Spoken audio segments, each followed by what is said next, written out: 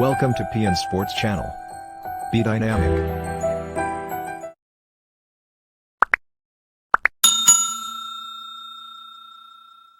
नमस्कार दोस्तों, एक बार फिर आप सभी का स्वागत है पीएन स्पोर्ट्स में। और आज स्पोर्ट्स अपडेट की शुरुआत करते हैं पैरालंपिक्स 2020 से।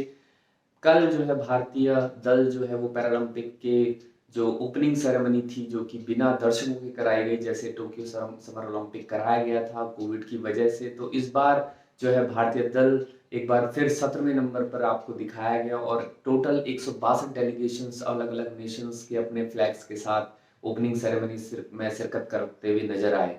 भारतीय दल जो 11 सदस्य था वो 17वें नंबर पे आया। और वहाँ एक बड़ा बदलाव ये था कि मरियप्पन की जगह टेक चंद को फ्लैग बियरर बनाया गया। और उसकी एक बड़ी वजह ये थी कि मरियप्पन जो थे उनका कोविड के जो क्लोज कांटेक्ट में आने की वजह से उनको क्वारंटीन करा गया है। और इस वजह से जो भारतीय पैरा जैवलिन थ्रोअर हैं उनको एक तरह से टेक चंद को जो है वो फ्लैग बियरर की भूमिका दी गई थी। तो भारत के लिए भारत का जो फ्लैग था वो उसके साथ टेक चंद नजर आए।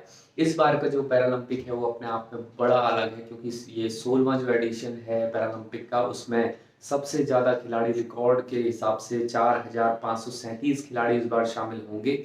और जो पिछला रिकॉर्ड है 4,328 खिलाड़ियों का, वो जो है रियो में उसका जो रिकॉर्ड है वो बना था। और रियो के बाद पैरालंपिक टोक्यो में ये रिकॉर्ड जो है 4,537 खिलाड़ियों के साथ टूटा है। उसके अलावा 13 दिनों के दौरान ये जो प्रतियोगिता होनी है, ये जो मेगा इवेंट होना है पैरा एथलीट्स के लिए, उसमें 22 खेलों के कुल 539 एथलीट्स इवेंट होंगे बेसिकली।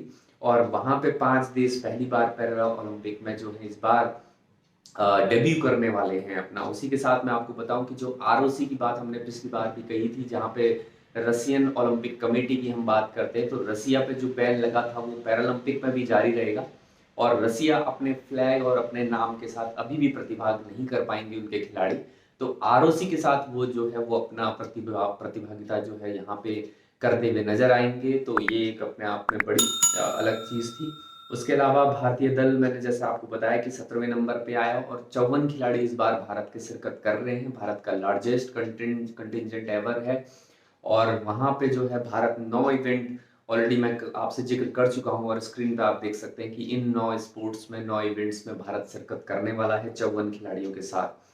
कल जो है एक अलग विचित्र चीज ये भी दिखाई दी, क्योंकि अफगानिस्तान की जो टीम थी जो कि अब तालिबान के कब्जे में है, और वहां पे अफगानिस्तान के जो 2 खिलाड़ी थे, जो 2 पैरा एथलीट्स थे, उनको पैरालंपिक में भाग लेना था। लेकिन इस बड़ी वजह से जो है इस बार अफगानिस्तान के दोनों खिलाड़ी जो है वो शिरकत नहीं कर पाएंगे। लेकिन टोक्यो में उनकी जो मेजबान जो जापान है, उन्होंने जो है उनके ध्वज को वहां पे रखा। और एक वॉलेंटियर ने वहां पे अफगानिस्तान के ध्वज को लहराते हुए नजर आए। तो वो भी एक उनके सम्मान में बेसिकली एक ये चीज उन्होंने एक स्प्रिट के रूप में उस चीज को रखा और उनके समर्थन में झंडे को लहराया था। उसके अलावा हम अगर आज के शेड्यूल की बात करें तो वहां पे हमारे पास सिर्फ टेबल टेनिस के 2 मैचेस आज होने हैं, जो कि इंडिविजुअल होंगे, जिसमें सोलाबेन मधुभाई पटेल और भाविना हसमुख भाई पटेल, ये 2 लोग जो हैं वो अपने अपने इंडिविजुअल टेबल टेनिस के मैचेस खेलेंगे।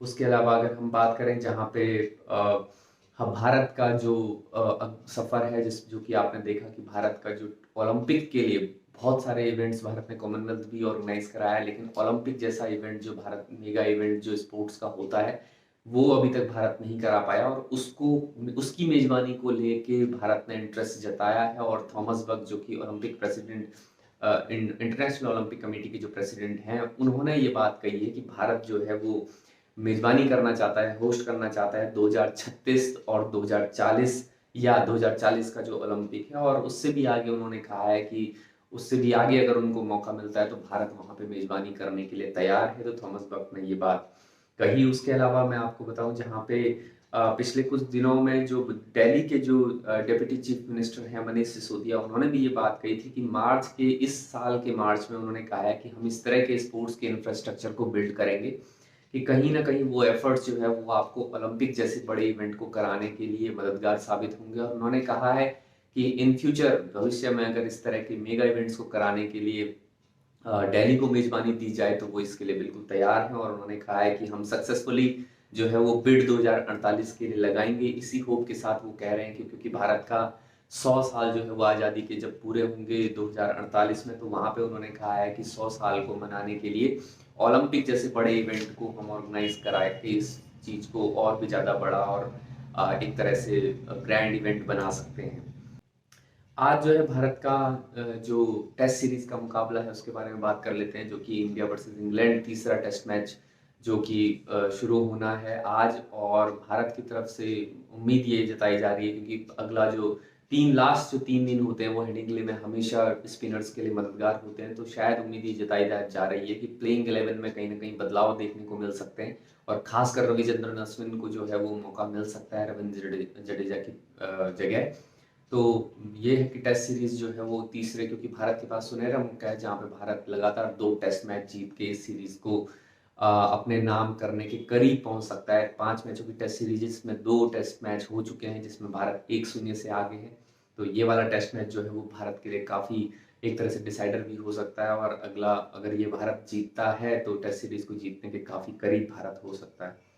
तो यही सब चीज़ें आज एक तरह से बड़ी अपडेट्स के साथ थी। आगे आने वाले टाइम में पैरालंपिक्स को पूरा कवर आपके लिए करेंगे, और जितने भी पैरा एथलीट्स हैं आप उनको समर्थन करना बिल्कुल ना छोड़ें, बिल्कुल ना भूलें, और जितने भी एथलीट्स इस बार जा रहे हैं कम से कम उनकी पहचान करें, और जैसे जो एथलीट्स होते हैं जो समर टोक्यो ओलंपिक में थे वैसे ही इस बार जो समर पैरालंपिक्स टोक्यो में गए हैं उनको बिल्कुल आप जो है वो समर्थन देते रहिए।